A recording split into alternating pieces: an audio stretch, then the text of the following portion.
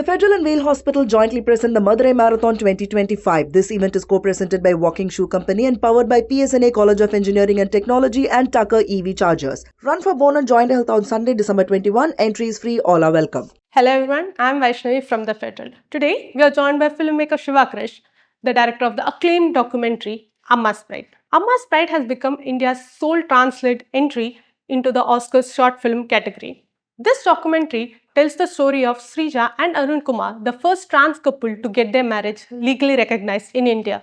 This film tells their story through the eyes of Srija's mother, Valli, who has been a constant support in her life. Since its release, it has been screened over 60 times in film festivals and community screening across the world. It has also featured in Indian Panorama at the International Film Festival, Goa, and selected for various cultural exchange programs by the government. Let us hear more about the film, its journey, and the impact it has created from the director. Welcome, Shiva. So, can you take us through the journey of making Amma's Pride? And was there any moment that stayed close to your heart? Around 2019 midல தான் வந்து I came across a news article about Srija registering her marriage legally in Tamil Nadu. She was the first trans person to legally register her marriage in Tamil Nadu, and that was something, a huge milestone I felt, and especially being from the state of Tamil Nadu itself, I felt like this is a monumental thing for the whole of India, and I wanted to make a film about that. That's how the journey started initially, and then I approached but I'm based in Chennai and Srija's family is based in Thoothukudi, but I approached through my contacts somehow and I reached Srija's family, and initially they were apprehensive because by the time they had faced all the media trolls and social media and everything, and they were quite apprehensive in the beginning. But then I told them about how documentary films, languages, and my previous works with NGOs and everything, and I had showed them, and only then they understood where I'm coming from, and that's how the process started. And I just got closer to the family uh, uh, without shooting or anything. We just bonded well initially, and only then did I realize about Srija's mom Valli, who was her biggest champion behind Srija, and she was making everything happen. But this was something which I hadn't read in any of the papers or the research I had done until then. But I discovered it in person, being with the family, and that's how it felt that that should be the angle where the film should channelize, and that's how we started going about it. So this is a very sensitive and personal subject, and many films unfortunately portray trans people in a very negative or derogatory way. So what kind of research or preparation did you do on your part to make sure that you don't cause any harm or misrepresentation? That's a very interesting question, and that's very important too, because as you said, in mainstream Indian cinema, in any language in that sense, the portrayal has been the negative thing, and it keeps on repeating and repeating. They don't even cast trans people for trans characters, so they end up casting cis male people in those characters, and that's very bad. That's just one thing. There are multiple other problems as well, but the core of this film, ever since the beginning, was to show the positive side of it, and the trans joy and the resistance and everything amidst all those struggles. How the family, how Srija, how her mom Valli are battling it and still succeeding in their day-to-day lives. So that was one of the very important aspects, and it's not a fiction film where we are writing it. It was already there in their lives, and we just had to tell it out loud. And especially a positive parental support for trans and queer people, not just in India but throughout the world, is very, very rare. And that was something which was there in Srija's life, and by highlighting and channelizing the film towards that, we wanted to say how much of an importance it is for an unconditional support of a parent for trans and queer people, and that will amplify the positivity around it, and create more acceptance among the general public. So that was one of the primary goals, even when we started the project way back 4 years ago. So I came into the documentary space primarily when I was volunteering in NGOs during the Chennai floods, and that's what shifted me from fiction space to non-fiction space. And over time I was in touch with a lot of activists and working with nonprofits regularly and making films for them, and that helped me in this film's journey as well, because by even when I started filming or even before I filmed, I would consult with trans activists, queer activists, and I would know how to go about the intricacies of it, and and that definitely helps. And even during rough cut stage, I would now and then show the film to them and get their feedback, and I'll improve those things in the edit, and those were definitely helpful for me.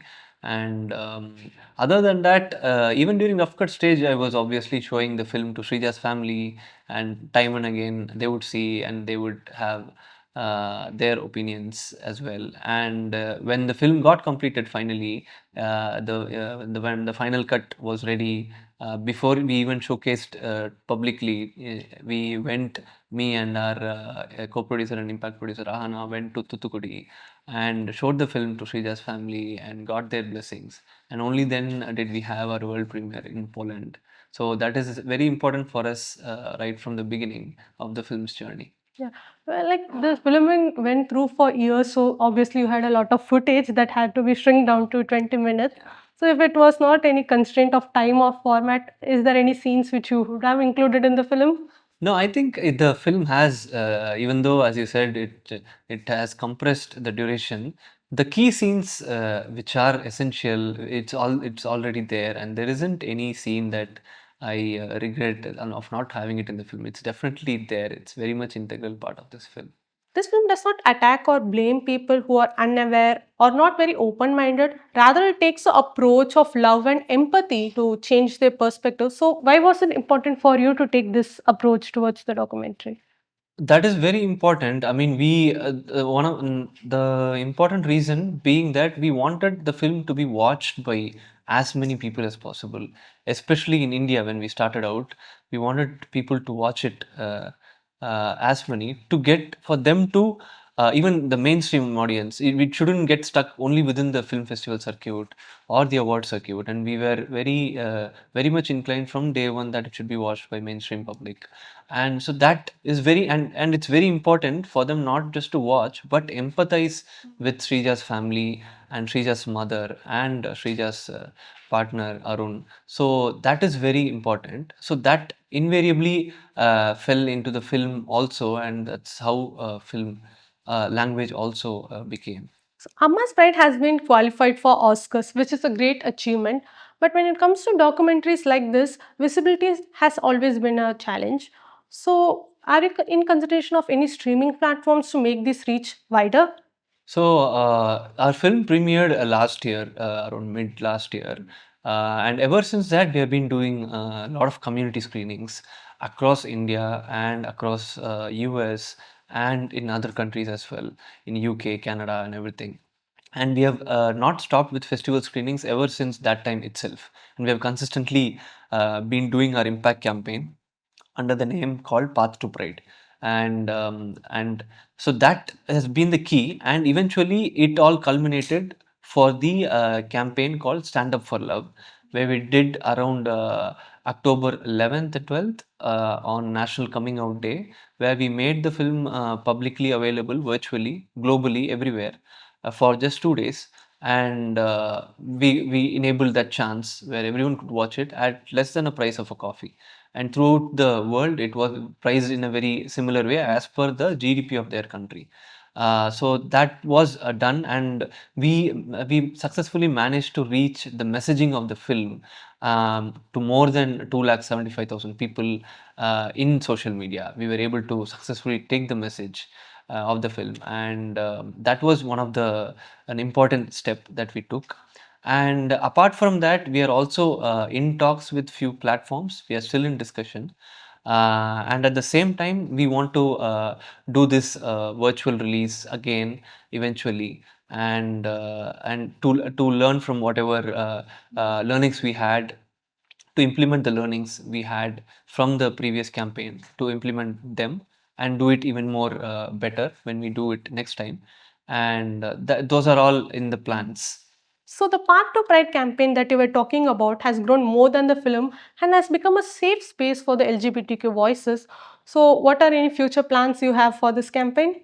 So, as you said, our future plan for this impact campaign is to reach the village panchayats in Tamil Nadu, where there are more than 12,000 village panchayats in Tamil Nadu, and we definitely want to take our film to the grassroots level. We have already been doing in the cities in India, but we want to take it to the village panchayats in Tamil Nadu, and we need Tamil Nadu government support for that. We have been trying to reach them as much as possible, and we hope that will eventually happen. That is one of the primary goals for us.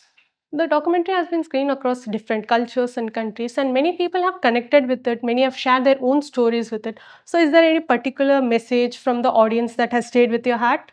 There are a lot of messages. There are a lot of people from across the globe who have resonated with Srija, Valli, and their family. And I've consistently heard people, audience from different parts saying that we are a huge fan of Valli, and many people telling that Valli's smile is probably the most beautiful smile I've ever seen. And irrespective of language barriers and everything, right? This kind of resonance matters a lot when people from any race or ethnicity or language, creed, and caste, they are able to relate to this, and that is very, very important. And to be specific, in we should be even during the screenings, our impact screenings and community screenings, we did one in a slum board housing in Semancheri, where one of the woman who was standing there after watching the film, she was telling that how she had, during when she was in her village earlier, how there was a trans person who transitioned and they talked ill about that person, but now she's regretting after watching the film that she shouldn't have done that. And another person was telling after watching the film that and she was having her small kid in next to her, and she was telling that if my child wants to transition eventually, I'll be willing to do that. Yeah, so that kind of a resonance is amazing. And even during a community screening in USA, a father of a trans child who saw the film and was telling that this has given him a lot of hope for his trans child, because there is he was if he was even though he's a very supportive parent, he was unsure of the future of his trans child, but seeing this film has given a lot of hope for his child's future and his child's marriage or having a partner, and in all those aspects it was making him feel secure that it is possible. Thank you so much. Thank you.